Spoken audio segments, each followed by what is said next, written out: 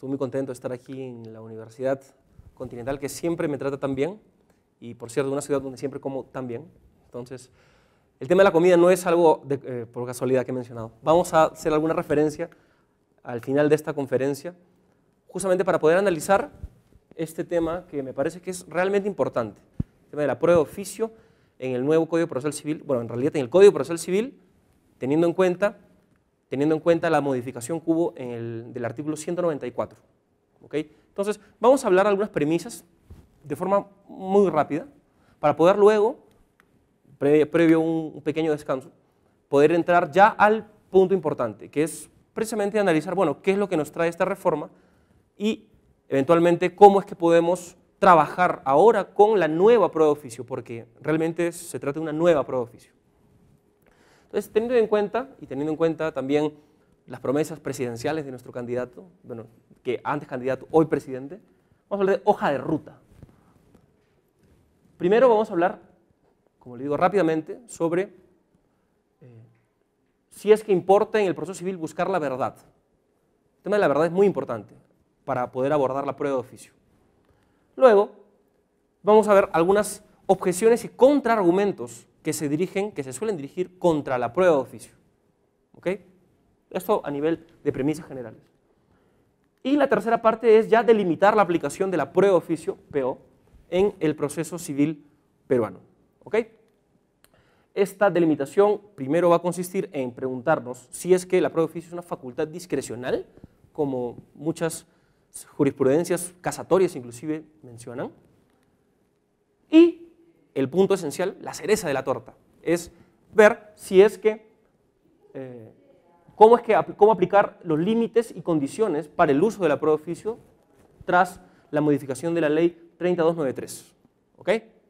Entonces, vamos adelante rápidamente. Vean, ¿por qué importa buscar la verdad en el proceso? Una pregunta que parece un tanto ingenua, pero es realmente importante. Importa porque es necesario buscar la mayor correspondencia posible entre la realidad y la narrativa fáctica reconstruida por el juez. Esto lo vimos en la primera clase. El juez, al momento de sentenciar, emite varias proposiciones.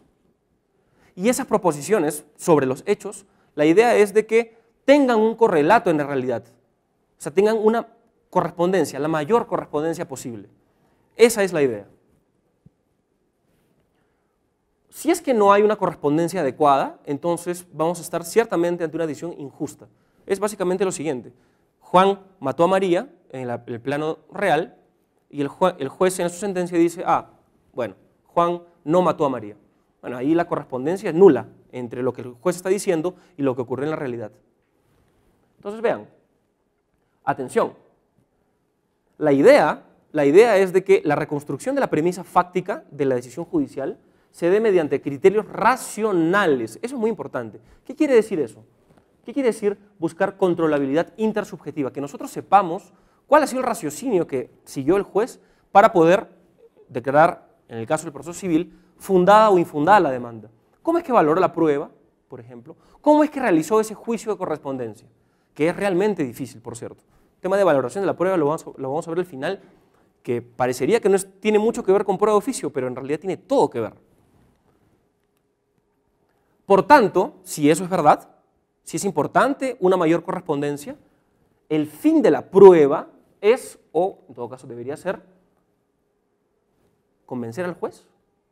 Si lo que se quiere es una correspondencia verdadera, la idea es convencer al juez, de que el juez diga, bueno, estoy convencido y todo bien, o quizá sea demostrar la veracidad de las alegaciones de hecho.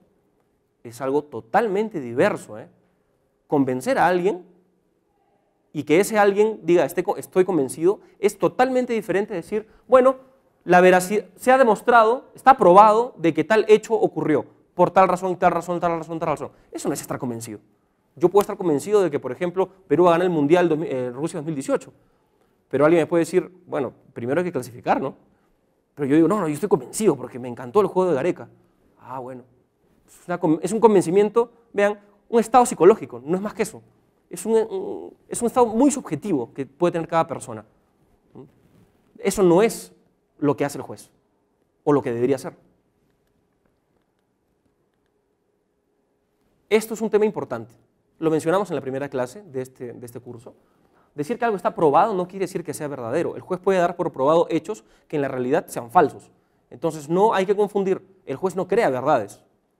El juez no crea verdades. El objetivo de una mayor correspondencia es decisiones tendencialmente más justas, o mejor, tendencialmente menos injustas, que es lo mismo.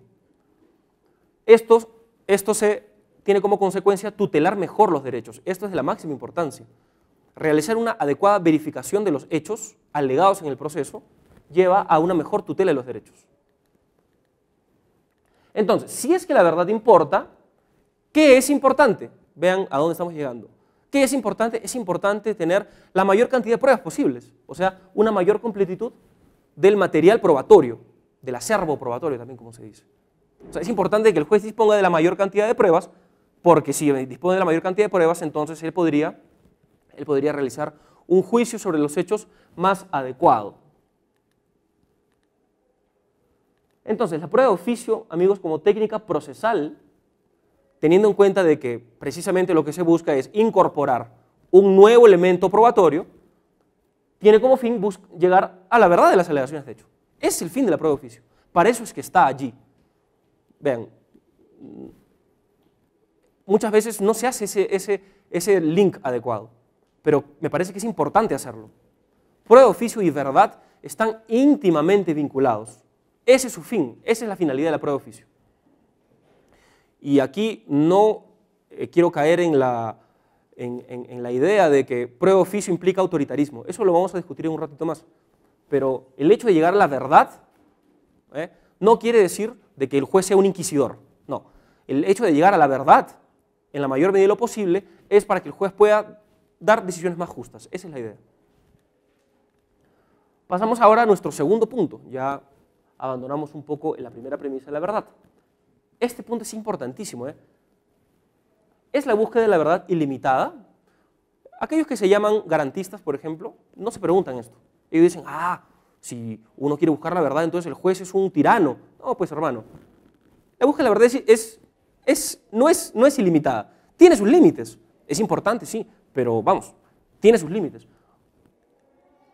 Esto nos lleva a elaborar, primero describir cuáles son las objeciones clásicas contra la prueba de oficio y luego a tratar de refutarlas.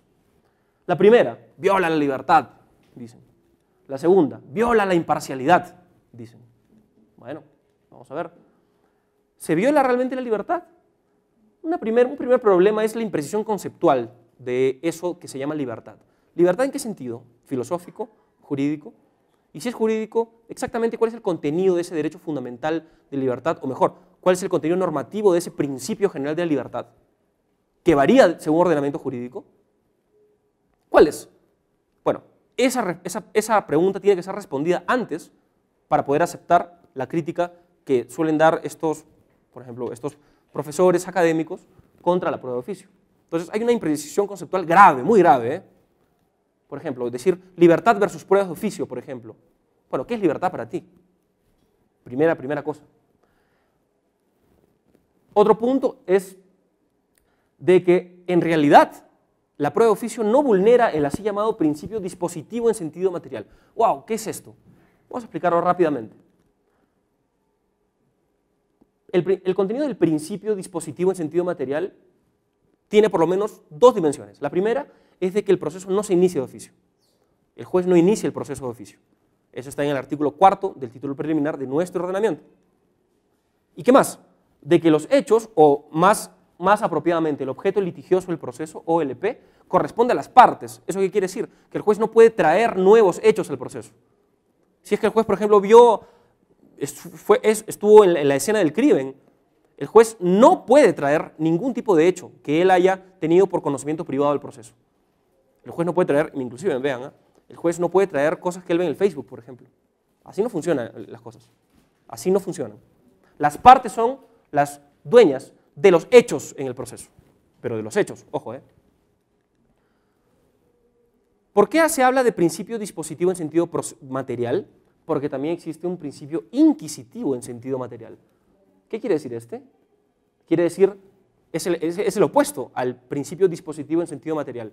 Esto quiere decir de que el proceso puede iniciarse de oficio, el juez lo puede hacer, como ha existido en muchas experiencias históricas. ¿Qué más? Que los hechos, el juez también puede traer algunos hechos al proceso. Este sí es un caso de un juez inquisidor.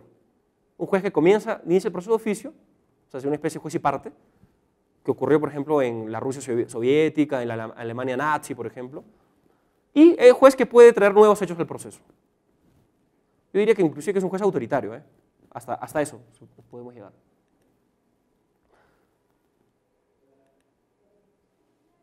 Bueno, aquí hay un error en la diapositiva. Debería decir contenido del principio inquisitivo en sentido procesal. ¿Ok? ¿Qué quiere decir el contenido del principio? Ah, no, perdón. Sí, está bien. Principio dispositivo ya no en sentido material, vean, sino en sentido procesal. Procesal, ya no material. Procesal quiere decir de que la conducción del proceso está en las partes, como ocurrió también en muchas experiencias históricas, como por ejemplo en el Código de Napoleón de 1806. Las partes tenían el poder para conducir el proceso. Ahí hay una frase alemana en alemán muy conocida, Sache der Parteien, o sea, cosa de partes, o cosa de las partes. Y el principio inquisitivo en sentido procesal, vean, estamos analizando dispositivo en sentido material, dispositivo en sentido procesal, inquisitivo en sentido material y inquisitivo en sentido procesal. El principio inquisitivo en sentido procesal quiere decir que la conducción del proceso está a cargo principalmente del juez. Y además de que las técnicas procesales, entre ellas, por ejemplo, la prueba de oficio, son de uso del juez. Claro, las partes también tienen injerencia, ¿cierto? Pero el juez también puede tenerlas. ¿Okay? Entonces, ya no son las partes las que dirigen el proceso. La tarea está principalmente encomendada al juez. Pregunta, ¿qué es lo que reconoce el Código peruano? De estos 4 así llamados principios, ¿qué es lo que reconoce? Reconoce el dispositivo en sentido material, porque las partes inician el proceso y porque ellas solamente traen los hechos al proceso. Aquí está la libertad. Y también reconoce el principio inquisitivo en sentido procesal. ¿Por qué? Porque el artículo 2 del título preliminar dice que el juez es el director del proceso, que tiene que conducirlo, etc. Entonces vean, ¿qué hemos hecho ahorita? Hemos delimitado qué es lo que significa libertad en realidad, al menos en el contexto procesal civil, por lo menos de nuestro ordenamiento. La libertad, por tanto, está en el principio dispositivo en sentido material. Entonces, siendo ello así, la prueba de oficio ciertamente no vulnera la libertad, porque mediante la prueba de oficio ni se inicia el proceso, ni se traen nuevos hechos al proceso. Ojo aquí. El juez, cuando pide una prueba de oficio, no trae nuevos hechos al proceso.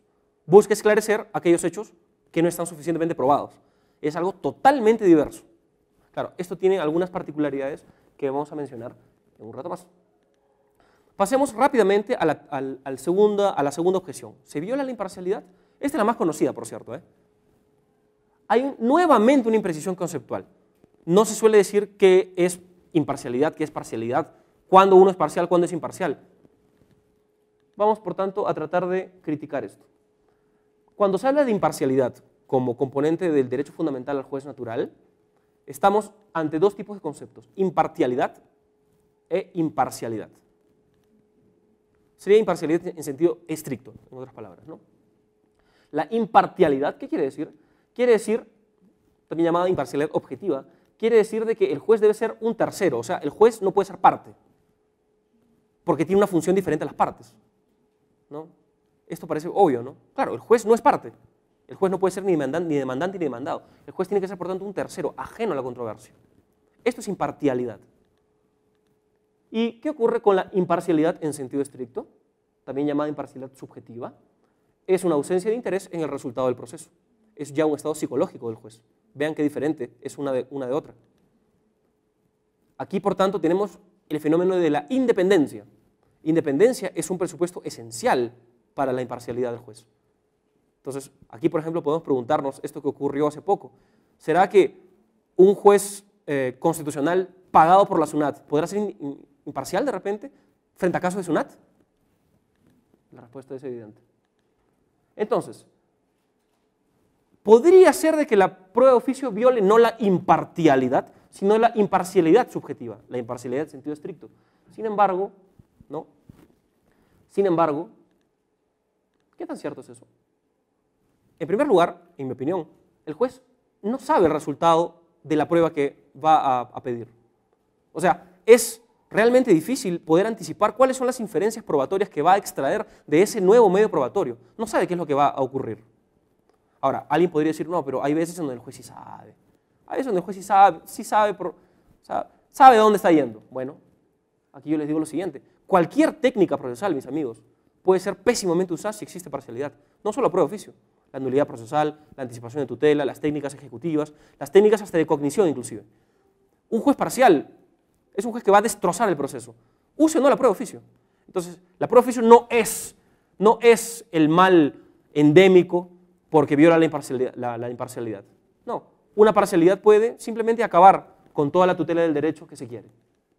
Ahora sí pasamos al tercer punto. Tenemos que el juez no trae nuevos hechos, por tanto no viola la libertad, y el juez no favorece a ninguna parte. O sea, en otras palabras, la prueba de oficio por sí misma no genera parcialidad. Falso. Totalmente falso es eso, ¿eh?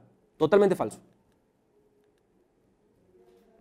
Ahora pasemos, después de haber un poco concluido esa cuestión, y ya estamos muy cerca de nuestro breve receso, que va a durar 5 minutos, por cierto.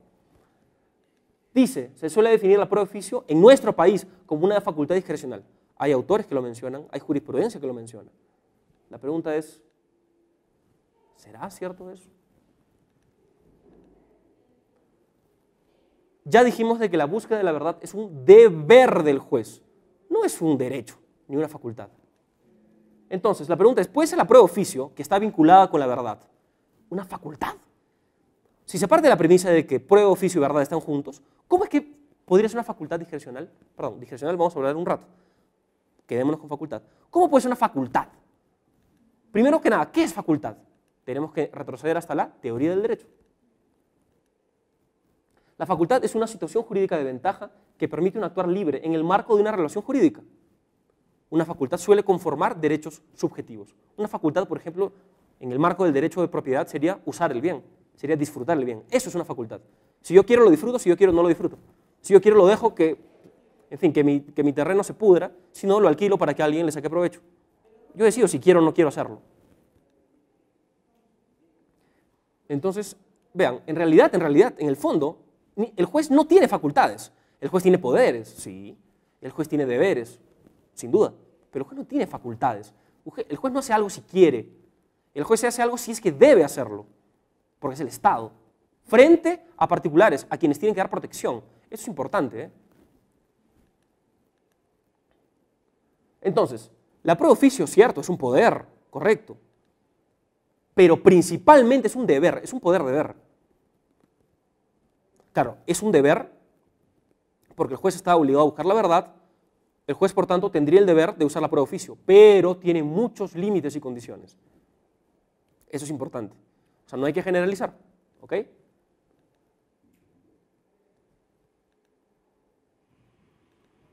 Esto es, ante determinadas circunstancias muy específicas, el juez debe usar la prueba de oficio. O sea, no es que si quiere o no quiere, debe usarla. Bueno, justamente en la segunda parte de esta exposición vamos a ver cuáles serían esas circunstancias.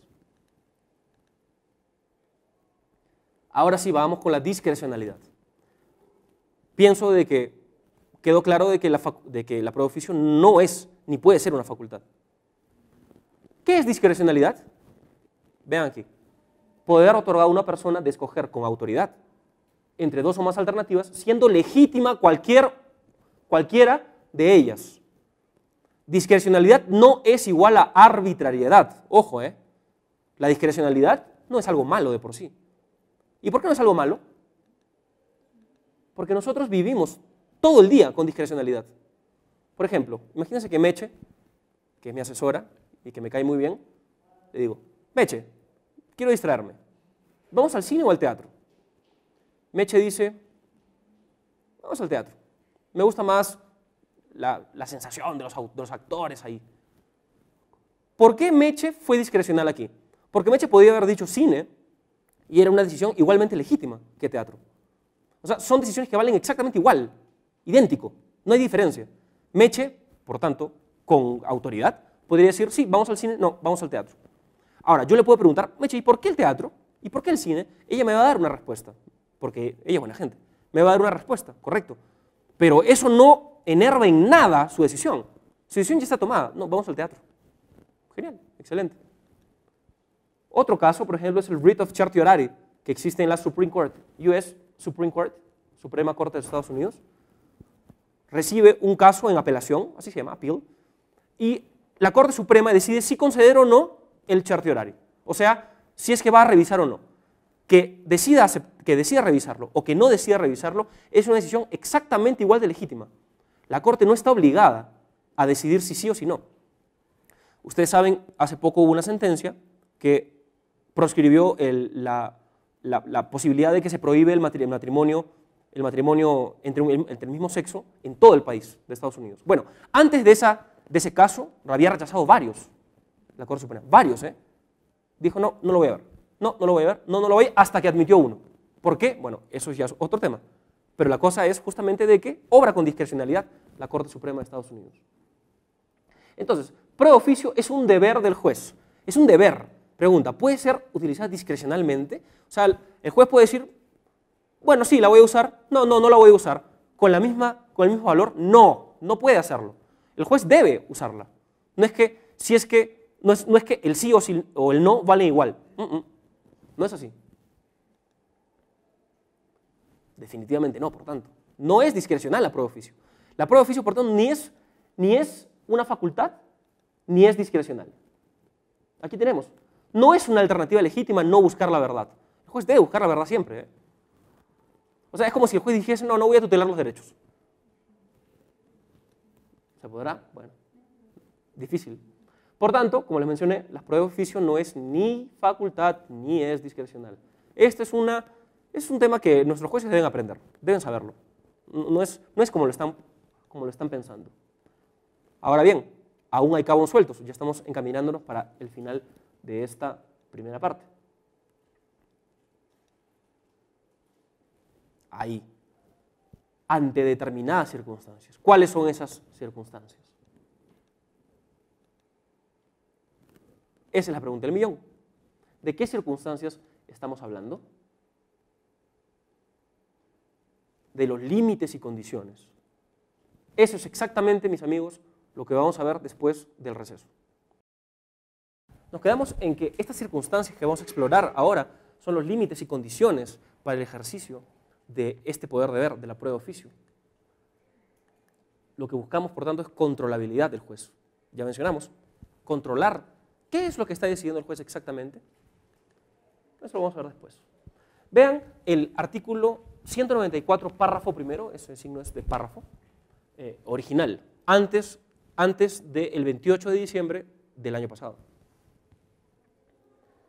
Básicamente era eso, la norma principal sobre la prueba de oficio. Vean, cuando sean insuficientes para formar convicción, puede actuar la prueba de oficio, nada más. Bueno, este texto de las normas que se pueden extraer, es complicado extraer criterios objetivos sobre cómo el juez debe proceder para poder actuar la prueba de oficio. ¿Cuál fue la consecuencia? Un desastre. Desastre en la práctica, total. O sea, el juez sacó una resolución diciendo, no estoy convencido sobre este hecho, así que voy a ordenar esta prueba de oficio, punto. Casi sin motivación. ¿Cómo es posible controlar esa decisión del juez si es que no nos da ningún elemento para poder controlarla? Y el responsable de todo es el legislador. Esa regulación mezquina que plasmó en este artículo. Pensó quizá que el juez peruano iba a hacerla bien. Lo hizo pésimo, pésimo. Eso es lo que decía, por tanto, el párrafo primero del artículo 194 original.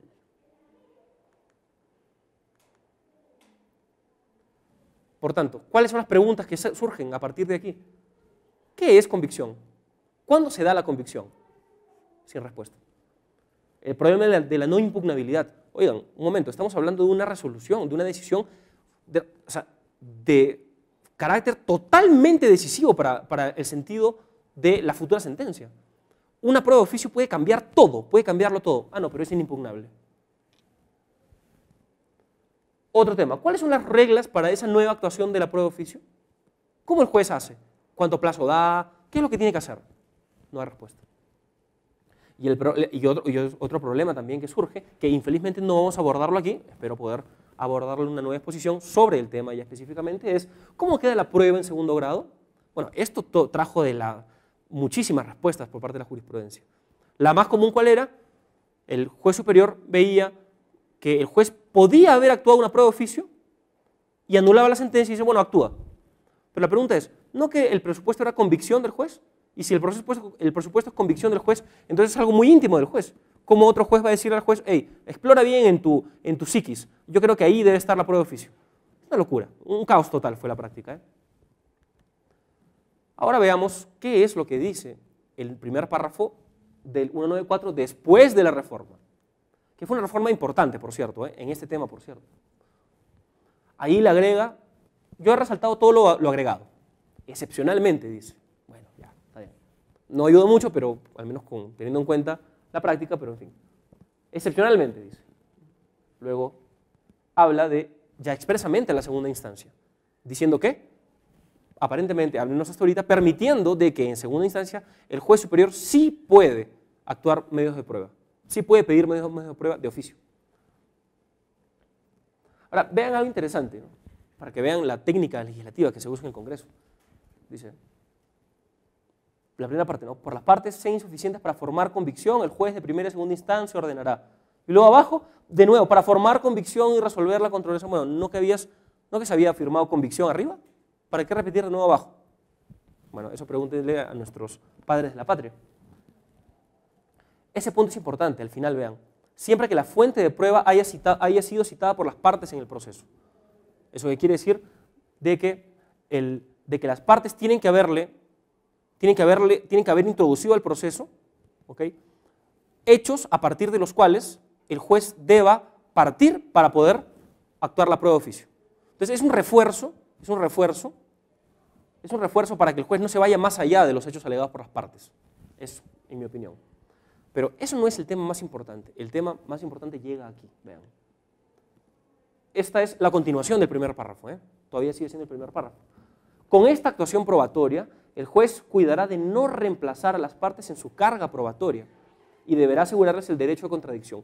Dos puntos muy importantes. La primera es otorgar el derecho al contradictorio. ¿Cómo era antes? El juez se mandaba de frente con la prueba de oficio, sin preguntarle a nadie. Se mandaba nomás.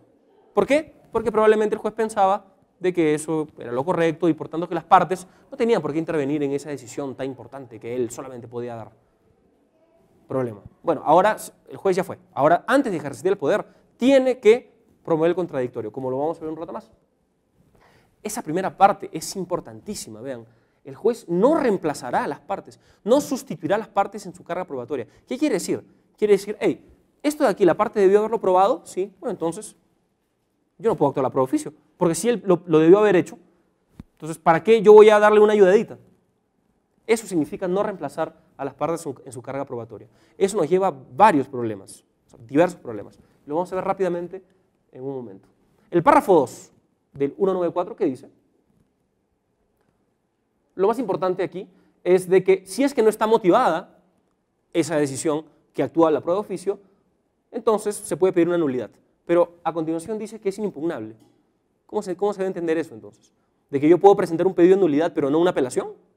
¿Y qué pasa con ese artículo que dice que la nulidad está contenida dentro de la apelación? Aquí se ha persistido un error grave, el hecho de seguir pensando de que esa decisión tiene que ser impugnable. No, claro que debe ser impugnable. Yo diría de que realmente es inconstitucional eso ahí. Yo pensaría de que es inconstitucional. Y el párrafo tercero, también muy importante, versa sobre la prueba de oficio. No se declarará la nulidad de la sentencia. Con eso se quiere combatir esa práctica de las salas superiores o de los jueces de revisión de anular la sentencia porque no se actuó la prueba de oficio, lo cual es un error en realidad, porque la nulidad solamente puede darse si es que existe un vicio. Y el hecho de no haber actuado una prueba de oficio no es un vicio, es un tema de error, no es un error improcedendo, ¿no? Es un error de juicio. No puede haber nulidad en eso. Es una contradicción grave. Entonces, yo les hablé de comida al inicio de mi conferencia. Acá podemos dar una receta, ¿ok?, de 7 pasos para el uso racional de la prueba de oficio, teniendo en cuenta de que no vamos a mencionar sobre el tema de la prueba de oficio en segunda instancia, que genera varios problemas. ¿Ok? Entonces vamos con nuestra receta. De paso que ya en un rato más, como ya es más o menos tarde, nos vamos a cenar. La primera es, vean, que el juez debe limitarse al objeto litigioso del proceso. Eso ya lo mencionamos. Jamás debe traer hechos diferentes a los alegados por las partes. Es un límite esencial. Artículo 7º del título preliminar del Código Procesal Civil. Y artículo 4º también.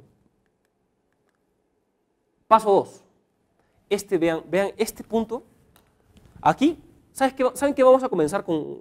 ¿Saben qué conclusión ya vamos a comenzar a llegar a partir de esto? Es de que ningún juez peruano gozó la prueba de oficio. Ninguno.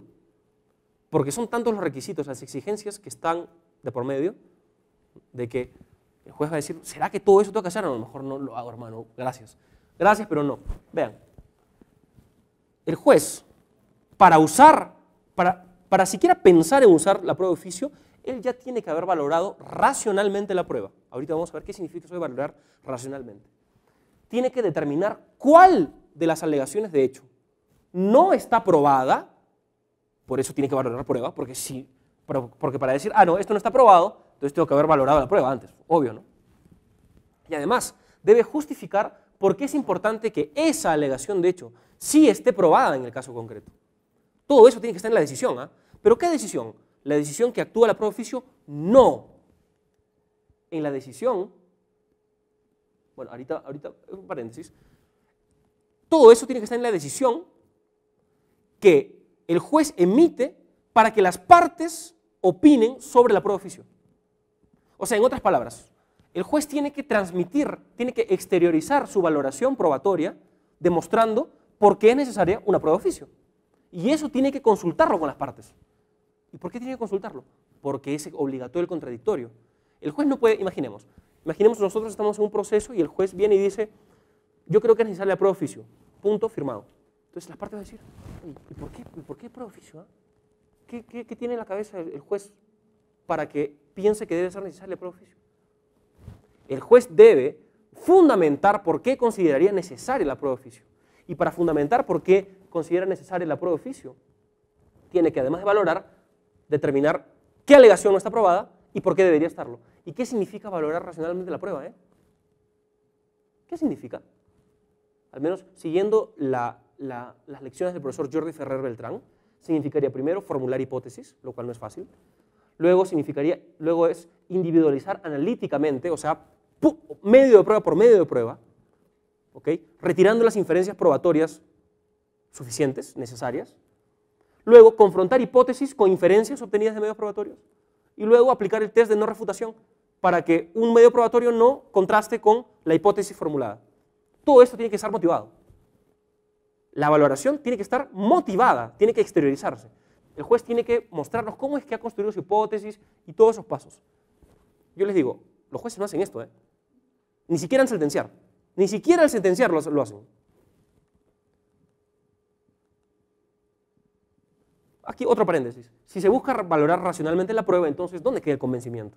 Que aún está en el artículo 194. No existe ese convencimiento.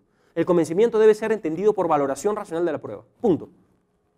El juez no puede decir más, ¿saben qué, señoras partes? No estoy convencido realmente sobre lo que me está alegando el demandante, así que estoy pensando en actuar una prueba de oficio. Pronúnciense. ¿Qué es esa decisión? ¿Qué guía puede darnos esa decisión? No existe. Está mal. Entonces, convicción, convencimiento, eso ya no tiene más cabida, teniendo en cuenta la necesidad de valorar la prueba. Aquí, este es un punto fundamental. El juez debe promover el contradictorio entre las partes antes de hacer uso de la prueba de oficio. No va a ordenar la prueba de oficio y después preguntar, bueno, ¿qué les parece? Eso no es contradictorio. Contradictorio es previo, es antes. ¿Se entiende? Entonces, para que el juez le comunique a las partes, ¿por qué él cree necesario actuar una prueba de oficio? Entonces él tiene que decirle cuál ha sido la valoración, cuál ha sido el hecho no probado y por tanto cuál es el hecho sobre el cual debería recaer una prueba adicional. ¿Queda claro? Entonces vean, es una consulta propiamente dicho, es el juez consultando a las partes si debe usarse. Entonces aquí alguien podría decir, no, pero un momento, ¿quién es el juez para consultar con las partes? Si el juez es el señor del proceso, es el dueño, el juez es el que sabe qué hacer. Falso, no es verdad. No es verdad que el juez es el dueño del proceso, ni es verdad de que sea malo de que el juez consulte con las partes. ¿Por qué? Porque consultando se construye un diálogo paritario entre juez y partes. Eso es un proceso democrático. Eso es lo que busca el contradictorio, por si acaso. Entonces, eso de consultar no debe ser entendido como una ofensa, por el contrario. Cuarto paso, ya estamos terminando. Cuarto paso. La oportunidad para usar la prueba de oficio o para poder promover una discusión sobre si usar o no la prueba de oficio siempre es después de la audiencia de pruebas. ¿Por qué? Porque el juez valora la prueba después de actuarla. Así de simple. Y antes de sentenciar. Esa es la idea.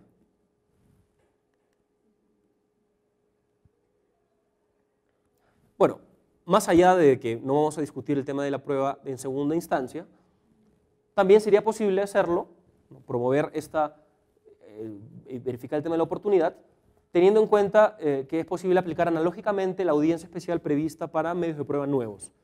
¿Ok? Sería una aplicación analógica del tema. Quinto paso, lo que mencionamos. Bajo ninguna circunstancia se debe sustituir la actividad de las partes. Y esto, ¿saben de dónde proviene? Del Código de Procesal Penal. En el 2004 eso ya existía, en el artículo 385, inciso segundo. ¿En serio, profesor? ¿En serio? ¿Existía eso? Para la prueba de oficio. El juez no sustituirá a las partes. O sea, en otras palabras, ¿qué quiere decir? El juez no es el papá de las partes. El juez no va a decir, ay, pobrecito, se le olvidó, usted está medio prueba, qué tonto, voy a darle una mano. No, no puede hacerlo. Alguien puede decir, oye, pero eso es una concepción liberal del proceso. Es regla expresa ahora. ¿Cómo superar esto? Vean, ¿a qué nos lleva esto? Nos lleva a que si es que el juez ve una no probanza de un hecho y que concluye de que si es que promueve la prueba de oficio, habrá esa sustitución o reemplazo de la actividad probatoria de las partes, entonces, ¿cómo debe resolver? Debe resolver según la carga de la prueba. ¿Y qué quiere decir resolver según la carga de la prueba? Como hemos visto en la clase pasada, significa darle la razón, o mejor, que pierda el proceso aquel que no probó el hecho que debía haber probado. Eso es resolver según la carga de la prueba. Entonces, aquí quedan varias interrogantes. Si es que el juez nunca puede sustituirse en la actividad probatoria de las partes, ¿cuándo sí podría hacerlo? A primera vista, yo les digo, a primera vista, nunca. Por ejemplo, alguien que me diga algo que el juez puede hacer que la parte no podía haber hecho en tema de probanza. No nos confundamos con el tema de la exhibición, porque uno pide exhibición y el juez después ordena. Eso no es prueba de oficio. O sea, es esclarecer más el hecho. ¿Cómo así el juez puede no sustituirse a algo que en realidad la parte debió haber hecho siempre? O sea, ofrecer la mayor cantidad de medios de prueba posibles para poder acreditar el hecho que está alegando. Entonces, eso es bien complicado. Me queda la duda cómo va a ser resuelto esto en la práctica. De repente, pienso, los jueces van a tener que superar esta regla, o sea, derrotarla. Derrotarla, estamos en el marco, por ejemplo, de la defeasibility, de la superabilidad de las reglas, que es algo absolutamente excepcional, con una carga argumentativa fuertísima. O sea, en otras palabras, el juez va a decir así, el juez va a tener que argumentar, ojo, miren lo que va a tener que argumentar. Bueno, es verdad, el Código Procesal Civil en realidad no me permite usar la prueba de oficio porque esta de aquí es un límite infranqueable. Sin embargo, yo creo que en este caso no debo aplicar esa regla.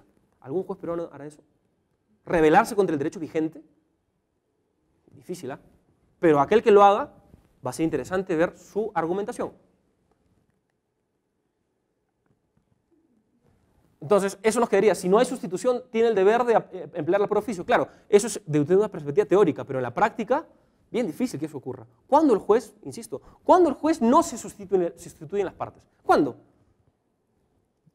Hay que pensar en eso. Vamos a ver cómo va resolviendo el Poder Judicial esto. Sexto, ya estamos ahora sí terminando. Esto es muy sencillo, ¿no? Si es que se decide usar el poder, si es que llega a superar lo anterior, entonces debe abrirse ciertamente una nueva etapa probatoria. Debe fomentar el contradictorio, un nuevo contradictorio para que las partes puedan probar lo que tengan que probar respecto de esa nueva prueba. Pero claro, así es como se va a tutelar el derecho de defensa. Teniendo en cuenta, por ejemplo, ¿qué cosa? La complejidad del medio probatorio a producir, tiempo que llevaría ese medio probatorio, porque no todo medio de prueba se actúa fácil, y necesidad o no de audiencia para actuación. En otras palabras, usar la prueba de oficio por lo menos va a prolongar el proceso unos 2 o 3 meses más, por lo menos, porque el juez tiene que respetar sí o sí el derecho de defensa de las partes. ¿Querrá un juez hacer eso? Y finalmente llegó la cereza del pastel. Si es que lo anterior ya les parecía difícil, esto de aquí es una barrera, pero así, un salto con garrocha, siendo que el tema está en 5 metros por lo menos. Si es que el juez actúa la prueba de oficio, él tiene que demostrar al sentenciar cómo es de que la valoración que él ya exteriorizó se ve afectada por la nueva prueba. Pero claro, porque si no lo hace, entonces, ¿para qué has pedido prueba de oficio? Si estás resolviendo lo mismo. No. Si es que tú has pedido prueba de oficio, juez, tienes que demostrar cómo eso influye en tu raciocinio, cómo eso ha cambiado el sentido de la decisión. Entonces, además de ya haber valorado racionalmente todo lo anterior, debe valorar racionalmente el nuevo medio de prueba. Exactamente igual. ¿Cómo afecta eso en la construcción de la hipótesis? ¿Cómo es de que si hay o no un test de refutación? En fin, o sea, es incluirlo en la valoración y ver cómo es que cambió todo. Y todo eso tiene que estar bien motivado, porque si no, ¿qué vamos a tener? Un problema en la motivación. Entonces eso va a generar más problemas todavía. Entonces, en otras palabras, ¿qué es lo que les estoy tratando de decir? Hoy, con los nuevos requisitos de la prueba de oficio, además de que nadie lo va a usar, como dice Meche, en realidad es más fácil no usarla. ¿Se dan cuenta? Es más fácil no usarla, es más fácil decir, resolvemos por cara la prueba, entonces, ¿qué va a hacer? ¿La parte debió haber probado esto? O sea, eso podría ser una orientación jurisprudencial. No creo que a un juez peruano le guste complicarse la vida. Entonces, si es que un juez está de acuerdo con nosotros en que todos esos pasos tienen que ser seguidos, es muy probable que diga, ¿sabes qué, hermano? No va. Este tema realmente es difícil, ¿no? Ahora, habrían algunos casos, porque claro, la realidad siempre le gana al derecho, siempre vence al derecho, de que un juez sí quiera realizar. Bueno, veamos cómo es que lo hace, veamos cuáles son los hechos, cuál es el hecho que él considera que debe ser probado. Entonces, vean, estos 7 pasos no es un ejercicio de teoricidad abstracta, pero por lo contrario, me parece, algo que se deduce claramente de las nuevas exigencias del 194. Queremos, por tanto, racionalidad. ¿Y qué significa racionalidad? De nuevo volvemos al tema. Controlabilidad subjetiva. O sea, nosotros lo que queremos es de que si un juez aplica la prueba de oficio, queremos saber exactamente cuál ha sido la línea de raciocinio, cuáles han sido los fundamentos, cuál es la motivación que ha realizado. Porque de lo contrario, estamos ante una decisión mal fundamentada. Y esa decisión mal fundamentada, que puede contener un deficiente juicio sobre los hechos, puede generar, ¿qué cosa? Una decisión injusta. Y aquí yo creo, nadie quiere una decisión injusta, ni tampoco los jueces. Entonces, muchachos, muchísimas gracias por su paciencia y por su atención, y espero que nos volvamos a ver pronto para discutir este y otros temas más. Gracias.